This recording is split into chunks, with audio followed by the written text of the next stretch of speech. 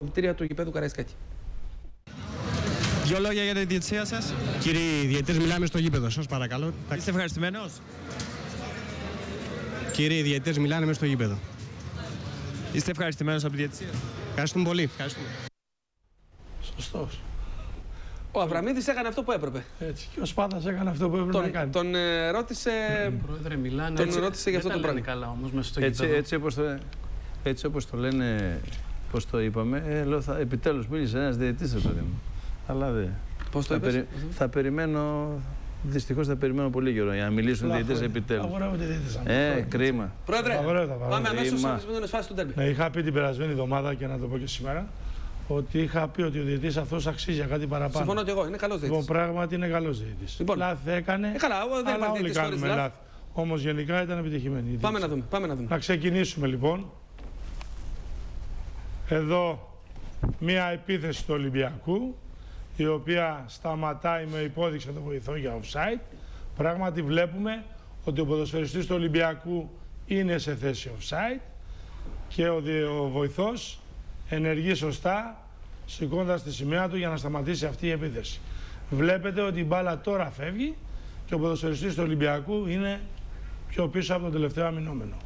Άλλη μία επίθεση της ομάδας του Ολυμπιακού για ένα άλλο offside.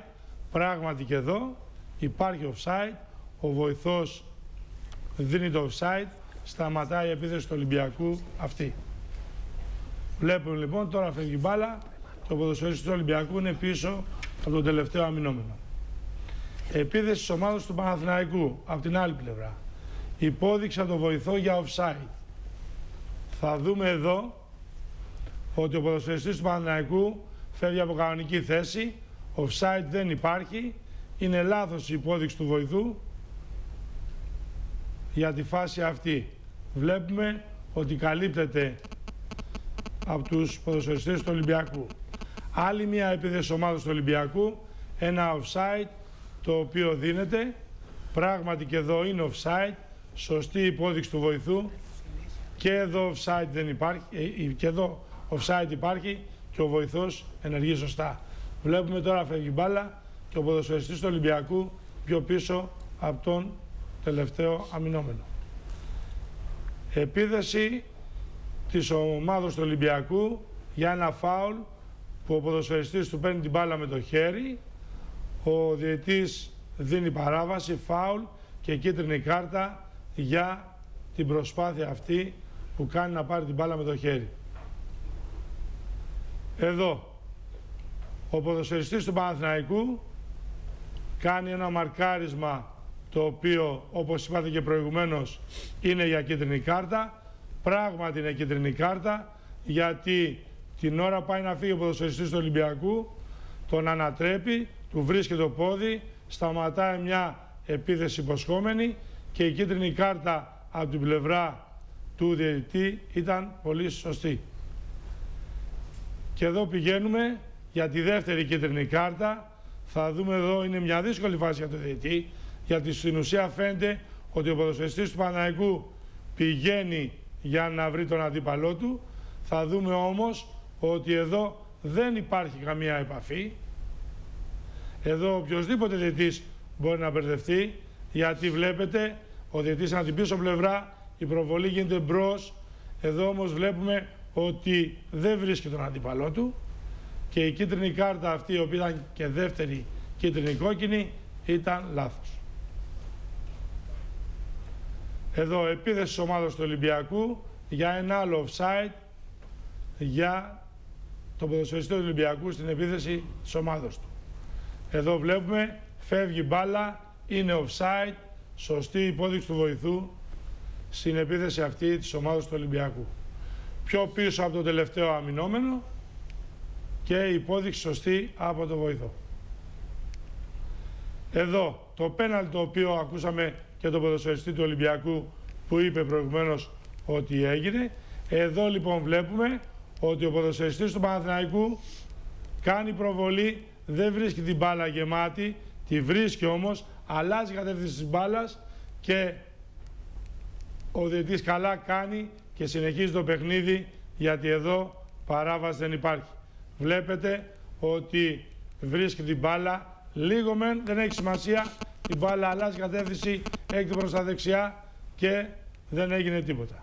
Εδώ λοιπόν πηγαίνουμε σε μια φιλονικία μεταξύ των δύο παιχτών. Εδώ έπρεπε ο διαιτητής, έκανε λάθος, γιατί έδειξε κίτρινη στον ποδοσφαιριστή του Παναθηναϊκού. Εδώ θα έπρεπε να δείξει κόκκινη στον ποδοσφαιριστή του Παναθηναϊκού και κίτρινη στον ποδοσφαιριστή του Ολυμπιακού. Για το ένα σπρώχνει τον άλλον, ο άλλος τον αποθεί βία. Έπρεπε λοιπόν κόκκινη στον ποδοσφαιριστή του Ολυμπιακού, κίτρινη στον ποδοσφαιριστή του Ολυμπιακού, κόκκινη στον ποδοσφαιριστή του Παναθηναϊκού.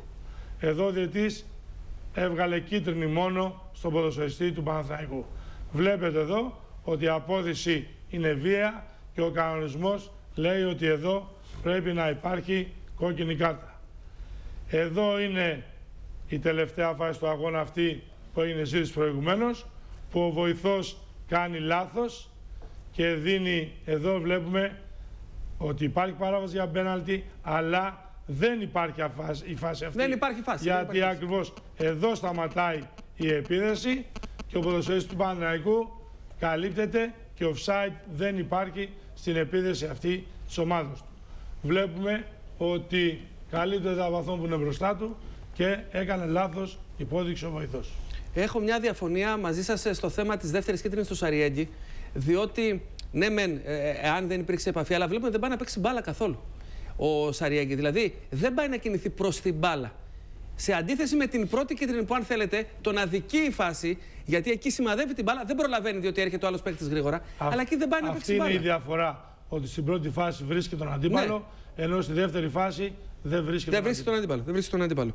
Γιατί συνήθως λέμε ότι ο κανονισμός ότι όταν ένας παίκτης δεν πάει να παίξει την μπάλα, πρέπει να τιμωρηθεί. Όμως ανεξάρτητα του αν θα τον... Είναι μια φάση η οποία ο διαιτητής είναι ακριβώς από πίσω. Σωστό. Βλέπει το ποδοσφαιριστή και είναι πιθανό να ξεγελαστεί. Που κάνει προβολή. Εντάξει, το δέχομαι. Μην κοιτάτε που εμείς το βλέπουμε στην τηλεόραση ότι δεν και υπάρχει. Και έχουμε την άνεσή μας να το κρίνουμε. Είναι μια ενέργεια η οποία μπορεί να φανεί ότι υπάρχει επαφή. Μάλιστα. Εσείς, εάν δεν ήσασταν τώρα εδώ και είχατε πάει σήμερα στο Καραϊσκάκι ως παρατηρητής διαιτησίας, στο σύνολο της διαιτησίας, να πάρουμε πρώτα τον διαιτητή. Τι βαθμό θα βάζατε? Ο διαιτητής έκανε μια καλή διαιτησία. Ναι. Στο πειθαρχικό έλεγχο μπορεί να κάνει ορισμένα λάθη, όμως η διαιτησία του ήταν καλή και δείχνει ότι είναι ένας νέος διαιτητής, ο οποίος θα είναι Πόσο θα του βάζατε?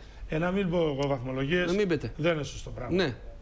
Για να μην επηρεαστεί ο παρατηρητής. Όχι, δεν είναι σημασία ο παρατηρητής. Θα έχει πει η βαθμολογία, το έχει πει και του ίδιου. Αποφεύγω, δεν λέω. Για τους επόπτες, για τους βοηθούς. Φυσικά ο ένας βοηθός, ο οποίος έκοψε την επίθεση αυτή του offside, έκανε λάθος. Ένα λάθος το οποίο είναι σοβαρό.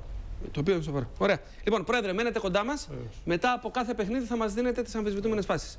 Και αφού συμπληρώσαμε όλο το τρίτο ημίχρονο αυτού του ντέρμπι, πάμε να θυμηθούμε τις καλύτερες στιγμές όσες υπήρξαν σε αυτό το μάτσο στο γήπεδο Γιώργος Καραϊσκάκης, στην περιγραφή του Κώστα Βερνίκου και του Αντώνη